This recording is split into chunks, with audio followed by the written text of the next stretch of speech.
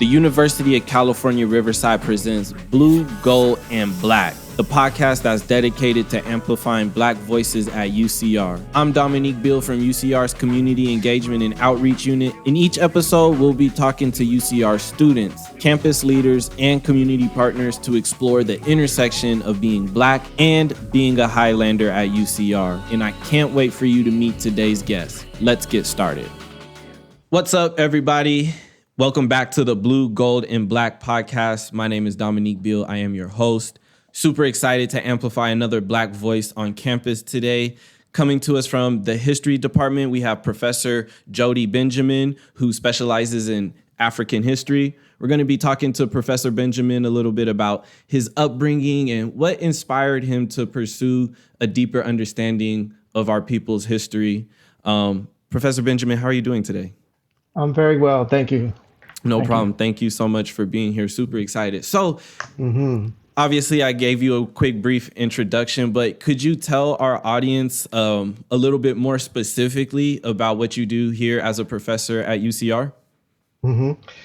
Well, sure. Yeah. So basically, I'm an historian of West Africa, and my research has focused on the social and cultural histories of Senegal, Mali, and Guinea in the period before 1850. So that is in the pre-colonial period. Yeah. Interesting. So with that, talk to us a little bit about like some of the courses that you offer under that purview of your study. What are some of the courses that you offer here at UCR that students can take advantage of? Yeah, so I teach several different courses basically on early and modern African history, right, as well as on aspects of the African diaspora. And so, for example, on the African history side, I have a course on medieval African history, right, where we learn about places like ancient Mali, Great Zimbabwe, the sort of kingdoms of Ethiopia, etc. So that's a lot of fun and very interesting. And then I have a course that kind of straddles both sides because it looks at the work of W.B. Du Bois and his lifelong engagement with African history. Right? Yeah. And of course, he dies in Ghana, right, in 1963, and trying to sort of complete his lifelong dream project of the Encyclopedia Africana, right, an encyclopedia of knowledge about Africa and African peoples. And so the students, we get to learn about his contributions as a scholar and his thinking, right, as it develops over time. So, yeah, so I have a lot of courses along those lines. I try to come up with kind of unusual angles, you might think of it that way, to really kind of shake up what people think history is, right? Yes. And the different ways we can access knowledge about it. And so No, I could go on, but that gives you some sense. For sure. No, for sure. And it's very interesting, and we're definitely gonna unpack this more throughout the interview. But this how to conceptualize African history, I think is very unique, right? When we start using terms like colonial period, pre-colonial period, medieval period, and then we have a number that's associated, or a group of numbers that are associated with that time, but it's our grasping of time as it relates to African history is very complex, at least to me, and that's one of the interesting things about it. Can you just really briefly, before we move on, talk about how important time is? Obviously, time is important to history, but maybe more of like the abstract side of how time plays into history, specifically as it pertains to African history. Can you expand on that a little bit? Well, I think it's an interesting question because, I think if you're thinking about time, the first thing that would come to mind for historians, right, is that there's multiple conceptions of time, and particularly for historians of Africa, right? Because just in thinking about, say, the Christian calendar, right, So we're in year 2020. But then for much of the area that I study, Islam has been very important for centuries there, right? And Sure. so people are operating under a different calendar, right? And then beyond Mm, Islam, there are multiple sort of local and regional ways of thinking about time, right, and mm, dividing up the week. And so, um, I don't know. I think it's interesting you asked the question, but mm-hmm, I think of that that's one of many reasons, right, that mm, makes the study of the history of Africa, i.e., the continent of mm-hmm. Africa, really, you know, interesting and challenging and dynamic, right? Yeah. No, thank you. And we're gonna have some more of those questions later on when we kind of dive into your research a little bit more. But I want to provide some context to the work that you do. So I want to talk about you a little bit. Can you tell our audience where it is that you grew up and some of the experiences you had throughout growing up, throughout your childhood that were kind of instrumental in shaping how you viewed the world? Hmm. Yeah. So, well, let's see. I guess first off, in terms of my birth, right? I'm born in Brooklyn, New York, and Mm, raised in Philadelphia, and most of my family is in Philly now. okay. And I've lived in different parts of the country over the years, but I've been here in Southern California for the past 5 years, right? Okay. So that's just a little bit of the sort of general background. Mm-hmm. Um, in terms of my growing up life, I basically grew up in a working class black community Mm-hmm. neighborhood. Mm-hmm. But Philly's a historical city, and the neighborhood that I grew up was very historical. So that Mm, was always very present, right? So some of the earliest kind of abolitionist movements in the country, yeah, even before the country was United States, happened like literally in my neighborhood. wow. So there's a sense of that. And I was always the kind of person that was curious and interested in Okay. this kind of thing. So, it was also, I think that probably just built upon itself over the years and kind of Mm, developed into this avocation that I now have as a scholar and academic. But in terms of my background, more about it, raised by a single mother. mm, She lived within 15 minutes of her parents, so there's a real sense of neighborhood and community mm, over a long period of time. mm-hmm, And we had extended family basically between Philly and New York. mm, And so that was kind of the context. Went to public schools, mm-hmm, tested into what they called then magnet schools. I don't know what they mm-hmm. call them now, but No, yeah, they basically still have those. that pulled people from throughout the city. So that was interesting Mm-hmm, in terms of my neighborhood schools being mm-hmm, predominantly African American, and then going to these magnet schools mm, where it was people from all over, right? mm-hmm. And um, there was, yeah. So, No, yeah. And so with a little bit of that context, hmm growing up in a very like community heavy area, an area that hmm already kind of has its own rich history in and of hmm itself, um, and growing up with around predominantly African Americans, how was your perception of blackness shaped throughout all of those experiences? What did hmm you learn about blackness or black history, whether here in America or from other traditions in your childhood that were really hmm formative for you? hmm well, I mean, there's a lot really, and I mean, at this stage of life, I look back on it and appreciate it a great deal, Mm, because I mean, Philly is about 40% Black. So there's a large Black population and has had kind of long and deep history, right, in the mm, city. So there's a lot of kind of major cultural figures that come out of there. And so even on sort of my own sort of personal level in my neighborhood, right, there was a sense of I don't know, Black music, mm, famous, sports figures, etc. So there was a real kind of engagement, I think, with Black achievement and mm. people, we all had people that we followed and admired, etc. Sure, sure. I'd also say that, thinking back on it, Philly is there's a lot of different kinds of black people, right? So, Mm, so it's diverse in that level. So whether we're talking about a religious level, sort of varieties of black Christians, black mm-hmm, Muslims. There were people from various Caribbean islands, Haiti, mm-hmm. Jamaica, Barbados, Wow. people from down south. So Yeah. everybody kind of had a different, you're sort of exposed to a lot, you Yeah. know.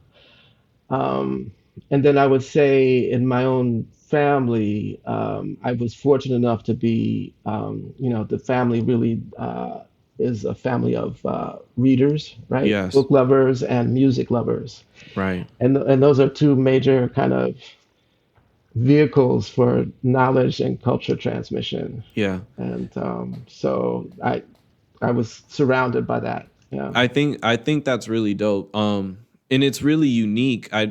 You know, I don't, especially like when I was growing up, like I had a lot of, black friends, but the majority of them were African Americans. It wasn't really Mhm. until high school that I really began meeting people like Nigerians and various Mhm. other African ethnicities. And it was interesting, and just because of how I looked at them, like they were still black to me, like Mhm. you're from Mhm. But Nigeria or from wherever you are, but that's still how we identified with each other in that environment. mhm. Where did you grow up? I grew up in Southern California within the Inland Empire. Okay. So throughout elementary school, it wasn't a ton of black kids, but there were Mhm. still that was my main friend group growing up, essentially. And so Mhm. playing sports and stuff obviously added to that as well. But just kind of like that whole aspect of being able to grow up with different types of black people and just be very aware of it. It's a really dope feeling, and it really expands your worldview and maybe kind of even to me provides a little bit of security in where you stand in this diaspora as an African American, being able to Mhm. have those types of experiences. So Mhm. what was your relationship growing up with education? Did you always know that Mhm. you want to go to college, or was it something that your mother or your family was like, you're going to college? Mhm. How did you decide to pursue higher education? Yeah, so I mean, it happened in stages, but I would say definitely in high school coming up, there was a sense that I was going to go to college. Mm-hmm. Um, I mean, I was always pretty good in school, right? So that Mm-hmm. also was a factor. But I think there was a sense, I mean, my mother didn't finish college, and her father didn't wasn't able to go to college, right? And Mm, so I mean, really, with my generation, it was still a sense of college degree. I mean, although I wasn't the first, I was among the first, right, to mm-hmm. do that. Mm-hmm. And then in terms of how I come into academia at this level, I mean, I basically, I went to undergraduate, but at the end of it, I didn't really know, I didn't really think of myself as becoming an academic, right? Mm, I didn't really know much about it, even though like I grew up around readers, like I said, but mm-hmm. none of them were professors, right? And Right. really, in terms of reading academic work, we didn't really have any access to that, right? In terms of Mm-hmm. where does that come from? How does it come together, etc. So I never really considered it at that time, Mm, right? And long story short, what happened is I went off into journalism. mm-hmm. And so I wound up working in newspapers for several years, Mm-hmm. right? And eventually came to a point basically where I started to rethink, right, Mm-hmm. about the possibilities of basically going into academia and becoming a professor, Mm-hmm. right, which involves some of the same skills, right, that I was using as a reporter. I was gonna say But journalism is just another way of telling history in a lot of senses, is it not? yeah, yeah, and actually I did some historical pieces. I was Mm, working in South Florida at the time, and I did remember doing a piece on a black hotel in Miami, mm, and it was incredible. I mean, when you start to really get into the stories of people in that neighborhood, mm-hmm. Liberty City, etc., and the way it developed over time, right? Mm, And so in that area, there are sort of Floridians, Southerners of many generations, right? But there's also a lot of people from the Bahamas. right. And so the sort of, I would say that's the bulk of one part of the Black community there. Mm-hmm. And very rich history, very interesting through the period of segregation Mm, and then into what followed that. So, right. so it was always a pleasure. And really, I just saw an opportunity to go back to graduate school. And at that point, I was interested in working particularly on Africa, right? Mm, On African history. So those are the kind of programs I applied to, and mm-hmm. I got into a graduate program. Nice. And so just really quickly, just to kind of talk about your undergraduate experience a little bit, Hmm. what was that like for you in terms of how you felt your identity developing as a young Black man at that point, going through your undergrad experience? What were some of the things that you participated in or went through that Hmm. were really formative? Hmm. Well, that's interesting. Glad you're bringing this up because it's good Mm-hmm. memories in a Mm-hmm. sense. But Nice. it that was one of the attractions. Actually, I wound up going to a small school in the Midwest, Mm-hmm. Oberlin College. It's Mm-hmm. in Lorain. It's near Lorain, Ohio, just outside Cleveland. Okay. So very different from where I grew up. Sure. But that's also a really interesting historical place. It was a site on the Underground Railroad, right? Mm. And became one of the first places in the country, right, to admit African American students, Wow. right? So anyway, but that's I didn't know all that before I got there, but Sure, sure. there was an active Black student community Yeah. there. And man, I remember going there as a prospective student, just being amazed. You know how you are when you're like, 17 or whatever. Mm-hmm. Mm-hmm. And people who are like 21, 22 seem incredible, right? Right. And so, but they were very sort of organized and progressive. We had something called Abusua, which was Mm. the Black Student Union, which was sort of modeled on kind of Ghanaian kind of family organization, right? Wow. And Okay. so we learned, so they were very progressive, right? So we learned about, things like Kwanzaa and sort of the Nguzo Saba. Mm. There was a real sense that, just sort of validating Black people on campus and Yeah. that Black people were doing incredible things in whichever field that they were pursuing. Mm-hmm. So it was an exciting time, but I also learned that was a time when I really understood that there was a lot to learn, Right. right, And about to be Black people. clear, yeah, for sure. And to be clear, what exactly did you major in during Uh, undergrad? yeah, so I wound up I did Black Studies Okay. and French, Okay. right? Oh wow, So nice. so you can also see how it comes together later, For right? sure, for sure.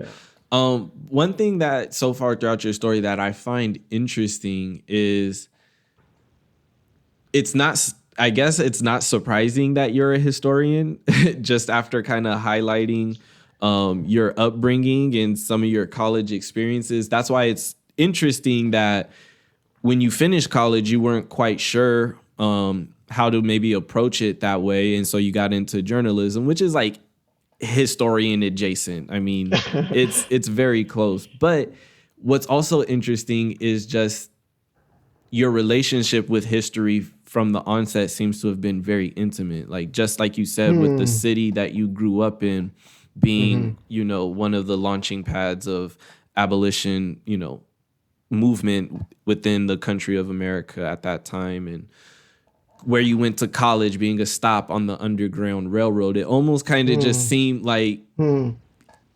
metaphorically, It, like that was your trajectory all the time. It's kind well, of that funny thinking about it like that. it is. I think from hindsight, it makes perfect sense, right? Hmm. Well, you couldn't have told me that.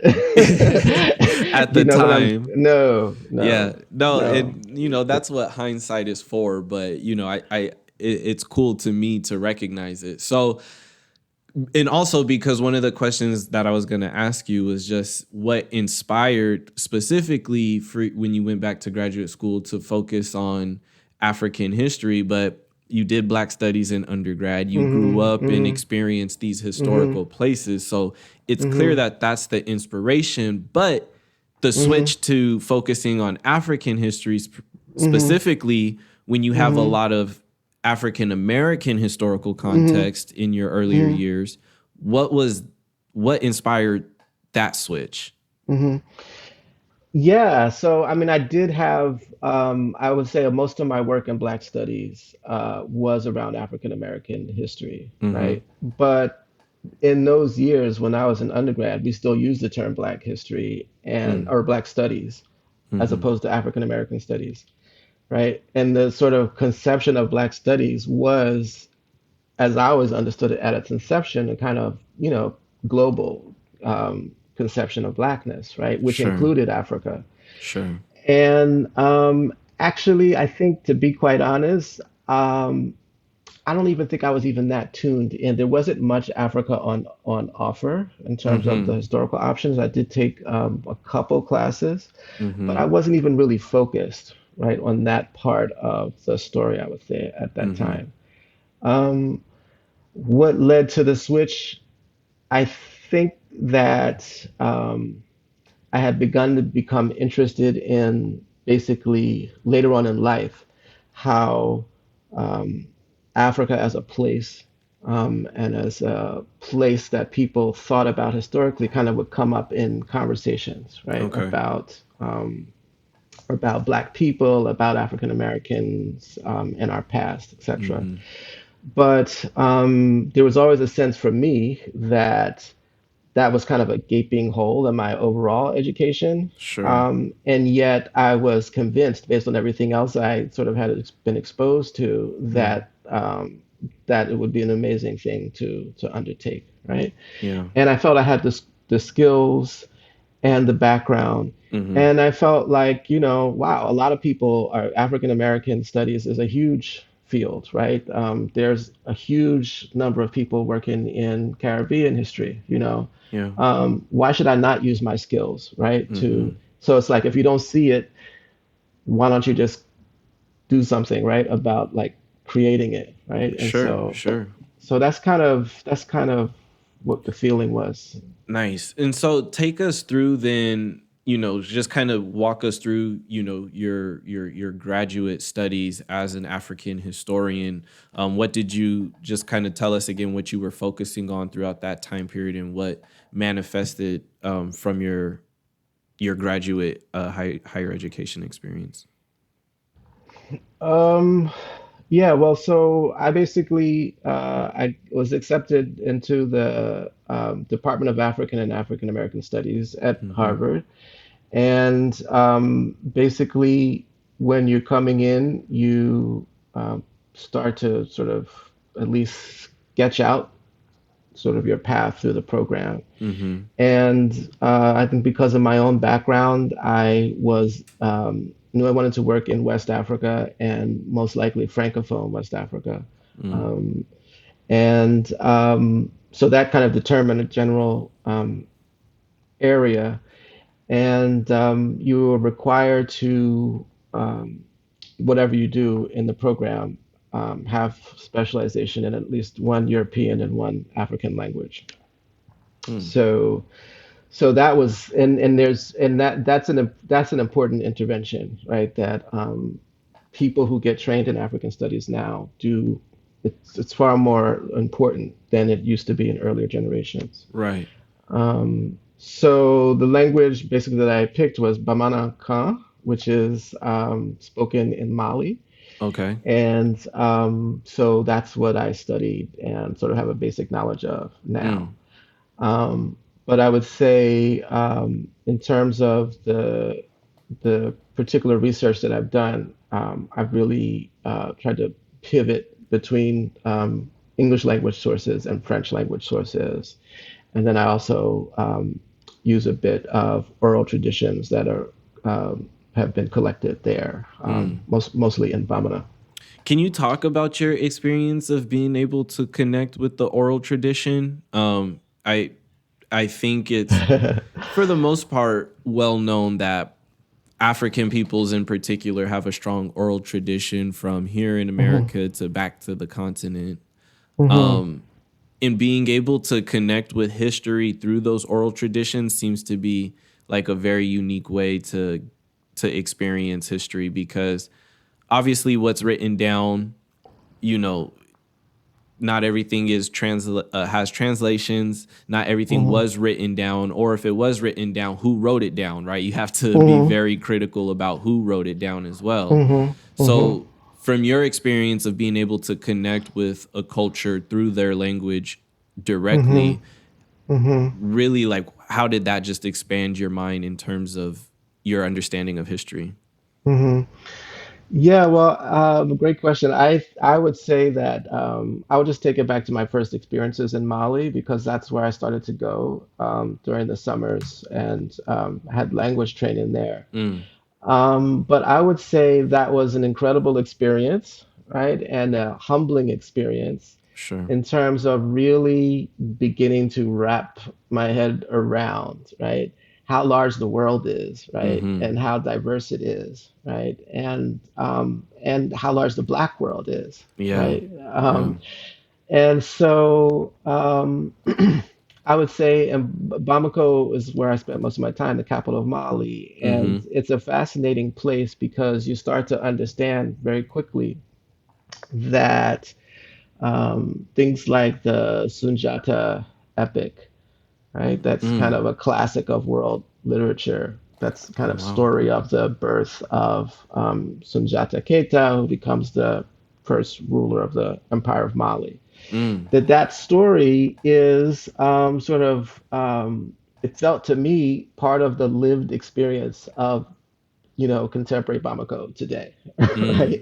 Because of the sort of intense focus on lineage and backgrounds and kind of its so, for example, people meeting each other on the street, right? Perhaps for the first time, sort of first questions, right? Is what's your name, right? Mm-hmm. And but that answer is like very critical Mm. because particular names signify whole sort of backstories and Wow. a series of that people engage with quite literally and quite seriously. Mm-hmm. And so that was incredible to me Mm. because just to sort of witness it, Mm-hmm. um, because it said to me that because when you learn African history, you start to learn about sort of debates over the validity or Mm. the usefulness of Yeah. oral tradition to historians, right? Mm-hmm. And there is a problem of sort of Western approaches and understandings of history and Mm-hmm. the understandings that come out of Mali. Right. Um, but sort of debates over the sort of validity of this oral tradition. Mm. And it's just it kind of blows your mind a little bit to realize that it doesn't matter what you all think Yeah. because, you know, large pluralities of people are living this, right? So, Exactly. so, so that's point one. Yeah. Um, I would also say that you got to remember that sort of places like Mali and Guinea, and to some extent, sort of that whole region, Senegal, Gambia, etc., are unique in the sense that there's a very particular and developed oral tradition, Okay. right? And practices of transmitting that Mm. that have, been around for a very long time. And so different parts of the African continent, different parts of West Africa, right, have Mm. different relationships to oral tradition, right? Got Even you. though everybody might practice it, it's not the same everywhere. Okay. So yeah, And so so no, and that's thank you for sharing. Because again, as important of a role as oral traditions play in African peoples, even that in and of itself is so diverse, right? Like the countries you mhm, listed out, in around Mali and stuff, they have a very developed tradition that might be different than other West African based countries. And so kind of going back to what I said in the beginning, it can be very hard to conceptualize Africa, right? Like in a very true sense, because it is so diverse. It is Yeah. so vast. It is so diverse. One of the most diverse places in the world in terms of even just peoples and ethnic groups. And I guess how can a student better approach, if they want to approach any within the African diaspora, any type of history, how can students kind of better approach African people based history? Because I feel like it can be a pretty daunting thing. It can be a very emotional thing. And depending on, where you grew up, it could be something that you have no true sense of, right? Here in America, African history is not taught. African American history is sprinkled in here or there. And if you're fortunate enough to have, a teacher that is that adamant about it, you can get that knowledge. But by and large, it's not available. And then who knows about the struggles that different African peoples face in terms of understanding their own history from their regions. So how can students kind of like approach what may be like a super daunting topic or a super daunting area of study and make it more conducive to what they're already interested in? Well, I think the first thing is to recognize that, there's many ways, right? There's many paths. There's not like one or sort of a limited number because I think the more you start looking, the more you start finding. Okay. Yeah, So I think you absolutely. could sort of rest assured that whatever the sort of interest is, right? If you're interested in focusing on Black pop people or communities or, people from particular countries or, that you can find that. Mm-hmm. Let's see, how would you do it? Well, one way is to kind of take a course, Mm-hmm. just in a very sort of simple way in terms of you're going to get exposed to a lot of writers and a lot of sort of books that can kind of take you in different directions. Mm-hmm. But there's a lot of stuff around. Oh, excuse me. There's a lot of stuff around. So, for Mm-hmm. example, I don't know Los Angeles that well, Mm-hmm. but I know there's a lot of rich Black history here, right? Mm-hmm. And get me, I have taken a particular path to focus on Africa, but African American history is incredible on its own, Right. right? And I think Absolutely. can be understood in its own way. And so really there's an embarrassment of riches is Mm. kind of one of my points. So it could be as simple as, you know, going to, places like the African American Museum there in LA, which I have understood is pretty good. I don't know it Mm-hmm. very well, but, sort of going to these film festivals, Mm-hmm. sort of getting involved in some sort of cultural production, because or whatever it is that you're interested in. Sure. Um,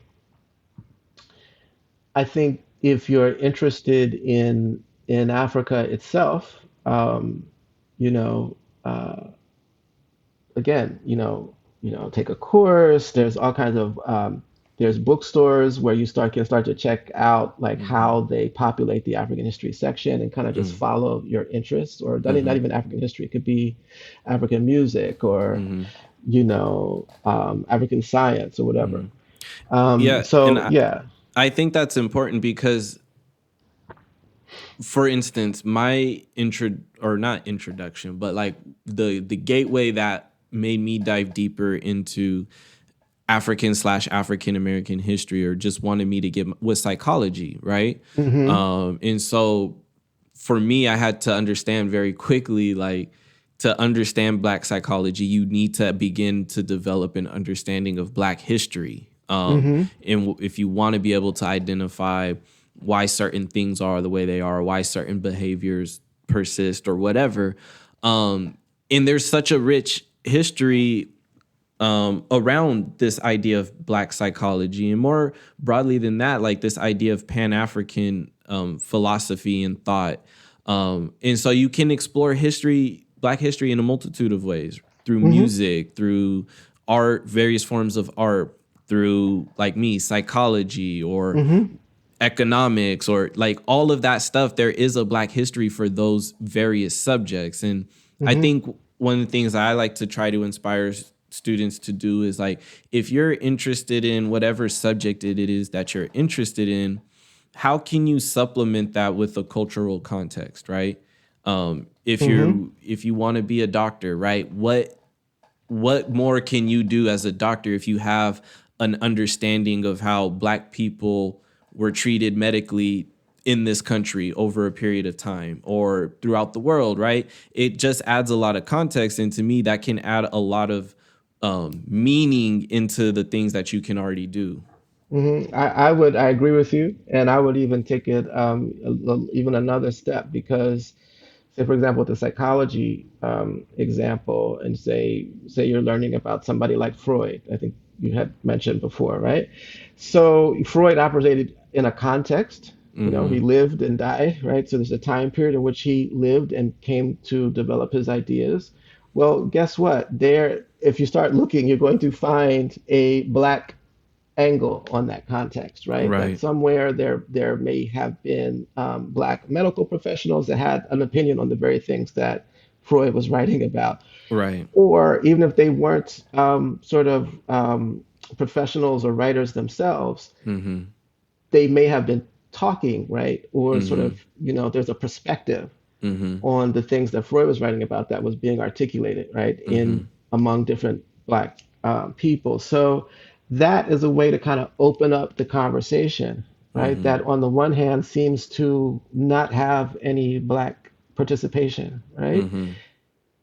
And you open that up and discover that it's there and Right. that it actually has a lot to give to you, right?